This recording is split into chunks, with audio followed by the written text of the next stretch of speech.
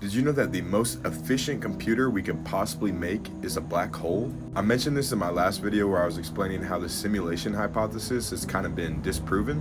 So basically, computing power comes from two things, and it's the amount of information you can store and then how quickly you can do calculations on that information. Now, the event horizon on a black hole is where it becomes black. That's where the gravitational pull is so strong that even light can't escape. So everything that's ever been sucked into the black hole is kind of permanently stored right there. And that's a ton of information. So black holes are actually the upper limit of information that we can store in a space. They're also the densest thing we can possibly create, and they have the most energy inside of them. And we also know that the highest possible speed of a computer is proportional to the amount of energy it has. So black holes can store more information than anything else, and they can do computations faster than anything else. Now, when I said this, a lot of people were like, oh, have you heard of quantum computing?